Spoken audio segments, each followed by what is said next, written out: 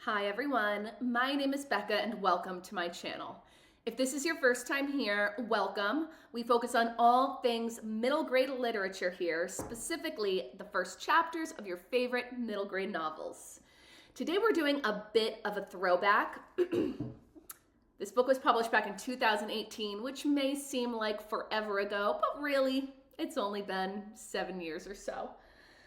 This is one of Gordon Korman's books, Supergifted. It is the sequel to the novel Ungifted.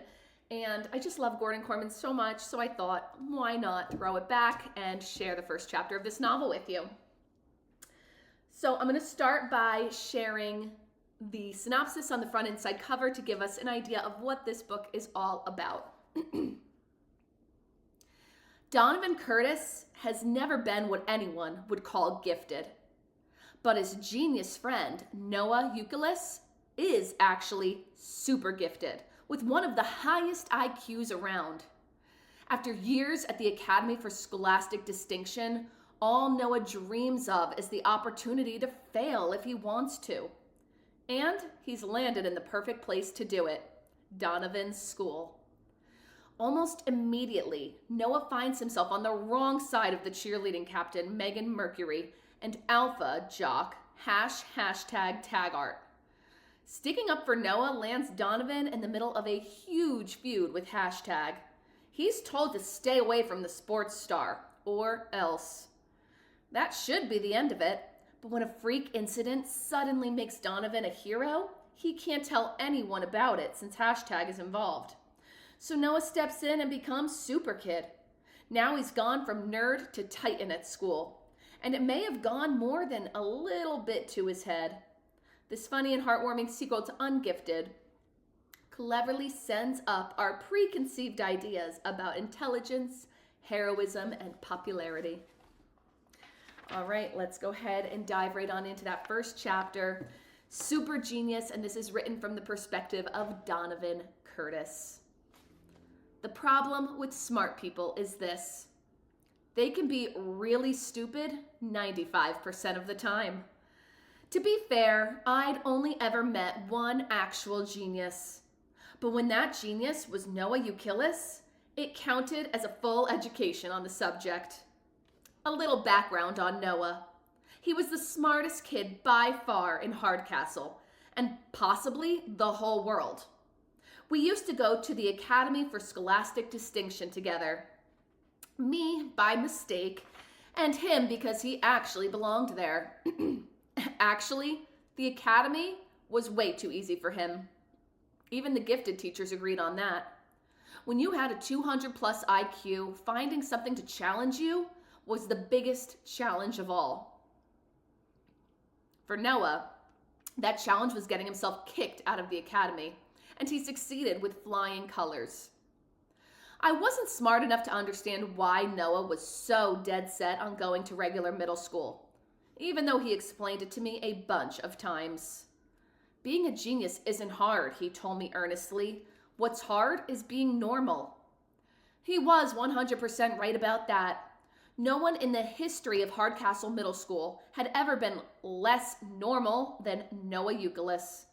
He was short and skinny, with an eager, slightly bent posture that always reminded me of an oversized praying mantis. He was totally thrilled to be there, which instantly separated him from every other kid in the building. Plus, he had a tendency to launch into a lecture at any time on any subject. Face it, he was a wedgie looking for a place to happen. The craziest part was that the world's greatest genius wasn't doing so well in school, where the work was 50 times easier than his last one. He did all the math in his head, so he always lost points for not showing his work. He wrote his essay on the Canterbury Tales in Middle English and lost 78% for spelling errors. His programming skills were so advanced that none of the school's computers could handle his coding. In Hardcastle, most of the good equipment went to the Academy, not to this dump. All the teachers here knew about Noah was that nothing he did with technology ever worked. Noah, this is stupid, I told him. You're getting C's in a school where nobody's qualified to carry your pencil case. He was starry-eyed. Isn't it great? No, it's not great.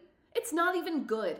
At the academy, you never sank as low as 99. Now you're barely cracking 70.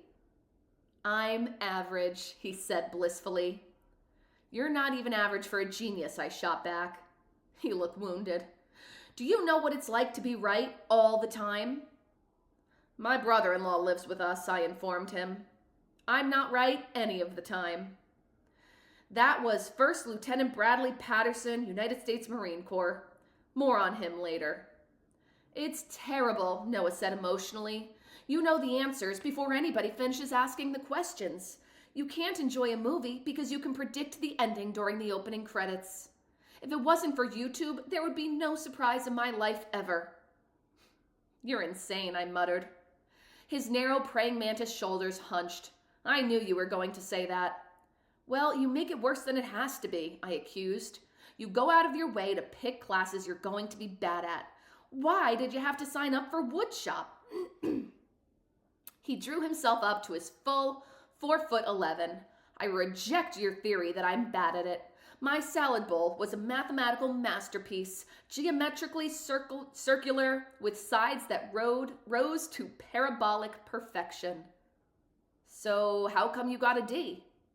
There's nothing wrong with a D, he argued. It's my first D. I love it. Daniel Sanderson said you hooked it into the lathe wrong and it got launched through the woodshop window. By the time they tracked it down in the parking lot, it wasn't parabolic anything. It was toothpicks. It was what education is all about, he reasoned. To you, a D means bad. To me, it means I have something to work toward. Like a bowl that's in one piece instead of 900, I put in sourly. I've never had that before, he explained. It's empowering. Just the thought that my work tomorrow or next week or next month might be better than my work today, that I can practice and show improvement. It makes it worth getting out of bed in the morning. I sort of understood, I guess. If you aced everything on the first try, you had nowhere to go but down. And Noah never even did that. He just stayed perfect. Until he landed in a school that didn't have a category for him. I had to admit he was happy, though. Who was I to take that away from him? So I assumed the next most important job, seeing to it that he didn't end up stuffed into a locker or hanging from a fence post by the waistband of his underwear. Hardcastle Middle School had a way of dealing with dweebs. All middle schools did, I guess. And a kid like Noah, the size of a fourth grader, the insect-like posture, the granting voice, the rocket scientist vocabulary, had a real bullseye painted across his chest. Or he would have if he had had a chest. To help me protect Noah, I enlisted my friends. The two Daniels, Daniel Sanderson and Daniel Nussbaum. They liked Noah. They thought he was entertaining anyway. At least recruiting them as bodyguards reduced the number of potential bullies by 2. 3 days a week, Noah and I rode the minibus to the Academy for Scholastic Distinction for robotics class. Believe it or not, the robotics team needed me almost as much as they needed Noah. Our latest robot, Heavy Metal, was operated via joystick, and I was the only team member who played enough video games to be good with a controller. The usual crowd swarmed Heavy Metal. Chloe Garfinkel was oiling his mecanum wheels, which had been squeaking. J.C. Halloran was adding fluid to the hydraulic system of his lifting arms. Noah and Abigail Lee were hunched over tethered laptops, pounding at the computer code of his operating system. Latrell Michelson was polishing his stainless steel body with Windex. And then there was Oz, Mr. Osborne, our robotics coach, making sure everybody in the lab was completely devoted to the care and well-being of Heavy Metal. We were the servants feeding him grapes and cooling his computer chips by waving palm fronds over him like he was some ancient pharaoh. It hit me. I was actually jealous of a robot. Sure, he was just a bucket of bolts and circuit boards, but he had the life. All he had to do was stand around while the smartest kids in the academy agonized over how to make him better and stronger and faster than he already was. My life, a little different. For starters, my house, which was jam-packed these days. Brad, my sister's husband, was home between tours of duty in the Marine Corps. But since he was redeploying in a few months, there was no point in them getting their own place. So picture a smallish 3-bedroom Cape with my parents, me, my sister Kate Patterson, her 6'4" husband, their baby Tina, aged 2 months, Brad's dog Beatrice, and one more dog, Kandahar, all living in it. Kandahar was actually one of Beatrice's puppies. We had managed to unload all the others, but Brad had made us keep one. Now that he was a dad, he wanted to be a grandfather too. Get the picture? We had to walk sideways when we passed each other in the hall, and if we all got home at the same time, it practically took a shoehorn to get us through the front door. Brad was a tank commander, a munitions specialist, and a grand master at making my life miserable. He was an officer, used to barking orders and having people hop to it. Katie didn't mind. She was just thrilled to have him back. Mom and Dad were fine with it because he wasn't barking at them. There were no newborn babies in the Marines, but that didn't stop Brad from trying to put Tina on the military schedule he had up on our fridge. 0600, Revel. Oh, I don't know how to read military time. 6:05, diaper change number 1. 6:15, morning feeding. 6:40, burping. 6:45, satisfactory burp produced. 7 o'clock, playtime, educational toys. 7:30, initiate cleanup song. 8:15, diaper change number 2, execute solid waste contingency if necessary. And 10:15, commence nap time sequence. Get the picture? Well, the very next day, Tina screamed for 2 solid hours, barfed all over her crib sheet, and blew through diaper changes 1 through 6, all before reveal.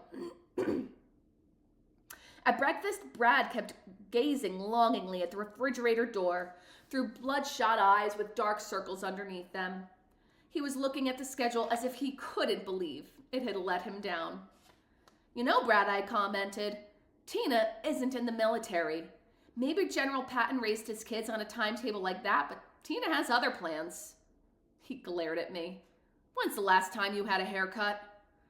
Brad seems to be obsessed with the last time I did a lot of things. The last time I did 10 push-ups. The last time I tucked my shirt in. The last time I used the word sir.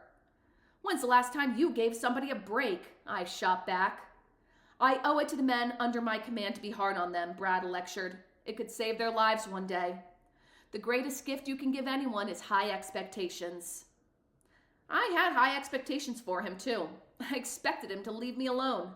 But nobody ever called it a gift. It was more like a pipe dream. The worst part was that Mom, Dad, and Katie, my family, just sat there eating breakfast while Brad, who wasn't even really related, listed all my faults, one by one. So that's how it's going to be, I asked. Tina's too young to enlist in anything more military than Gymboree, so all Brad's commander instincts get switched to me? Katie yawned. 2 hours sleep did that to a new mother. Come on, Donnie. Brad may be tough on you, but he does it out of love.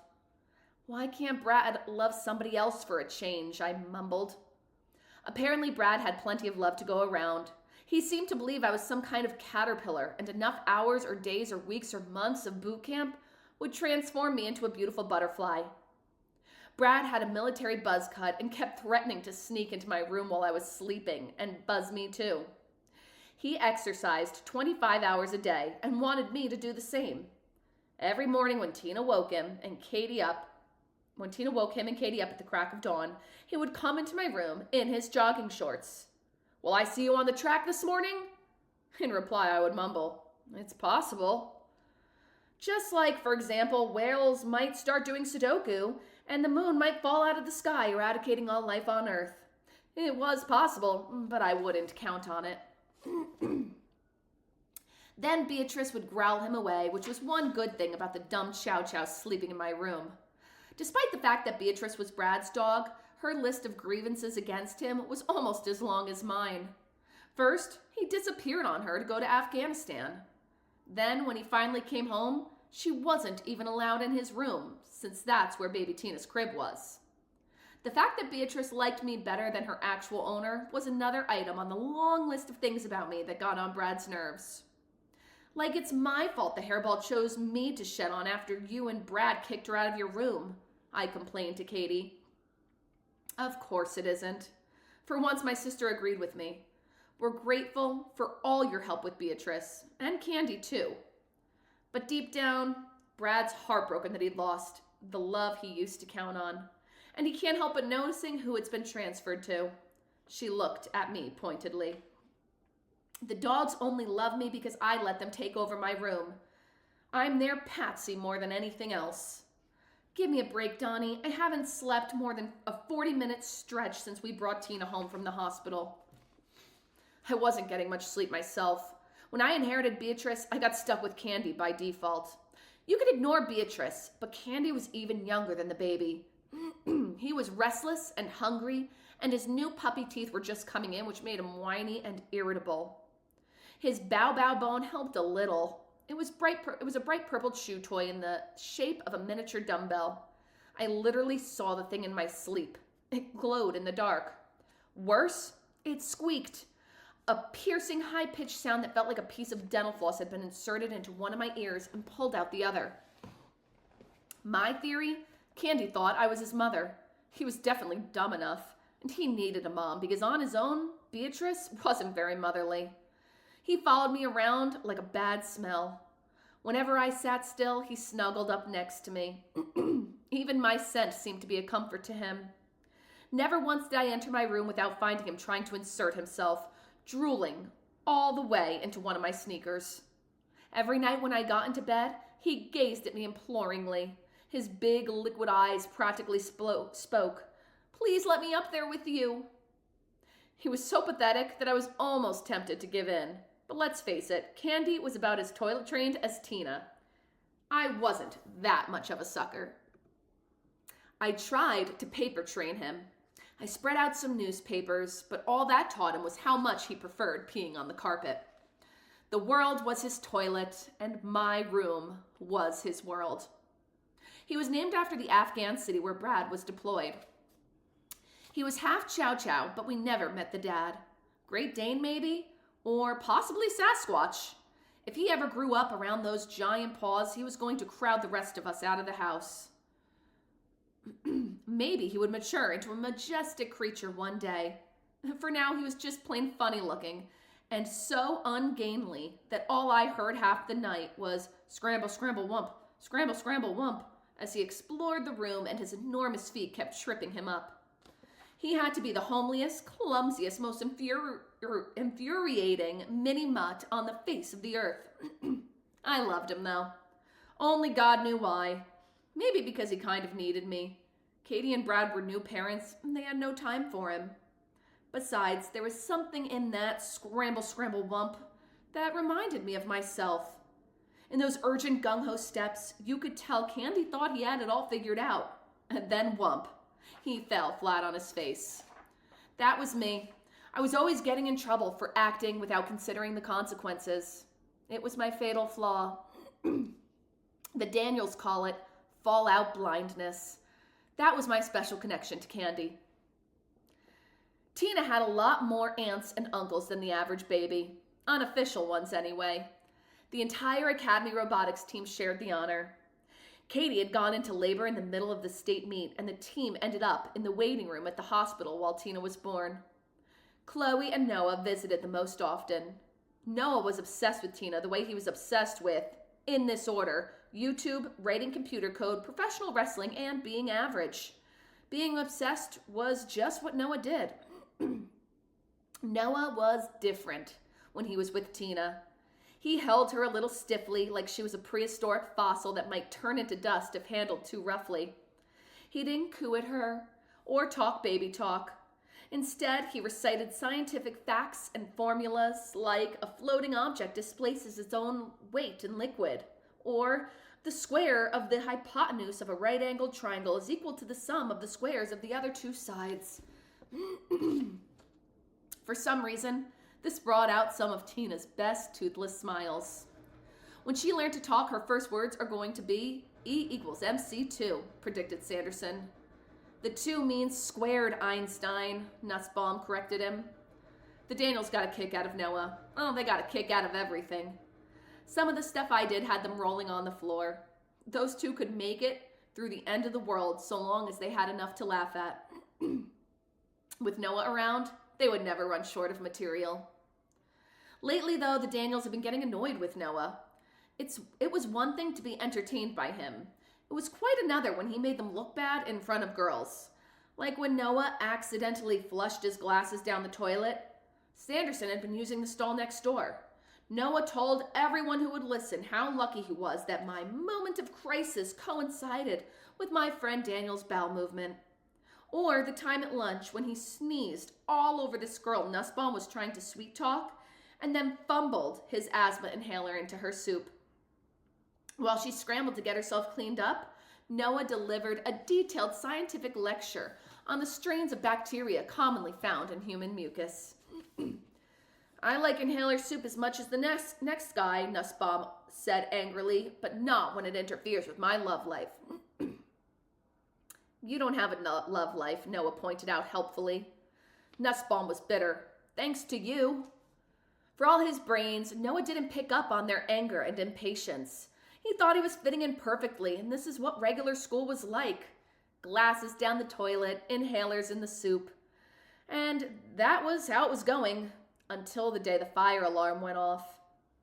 The siren interrupted a social studies quiz, so it got a big cheer. We assumed it was a drill until we got out of the room to find the corridor filled with smoke. At that point, all our orderly filing turned into a mad scramble for the exit. My first whiff of the fumes nearly put me flat on the floor.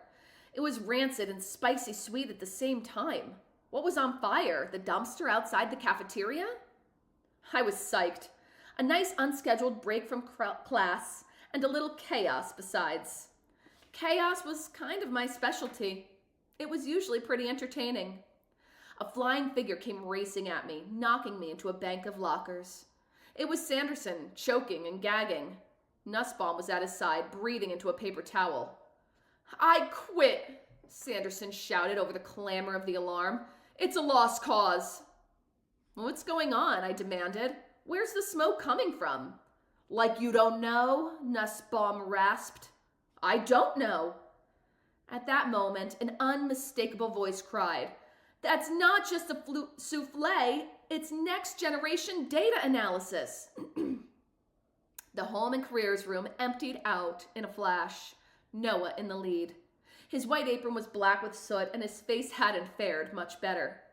His glasses were askew with one temple tangled in his hairnet as he ran down the hall, followed by an angry mob of classmates.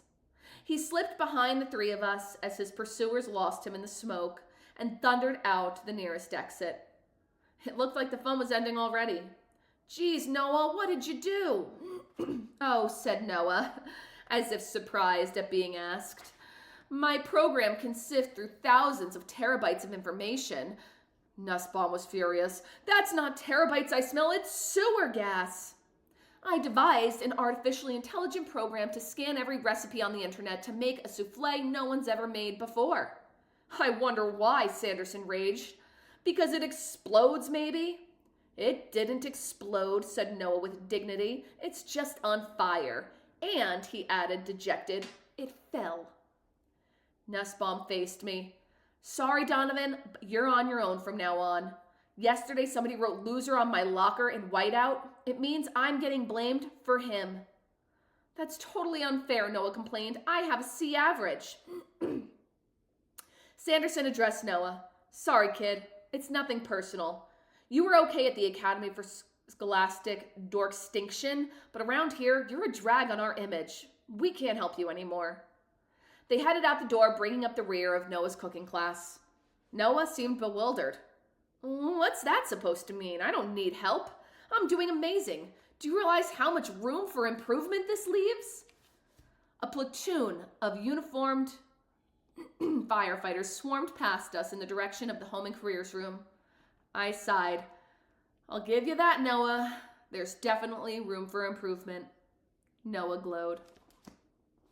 All right, that is the end of the first chapter of Supergifted by Gordon Korman. Noah seems like a really interesting character. I kind of love his perspective of his strong desire to want to show growth and improve every day. Let me know what you think of this novel. Have you read it? Do you plan on reading it? Drop a comment below. And if you enjoyed this First Chapter Friday Read Aloud, consider liking and subscribing so you can be notified every time we have another Read Aloud available. And until next time, my friends, happy reading.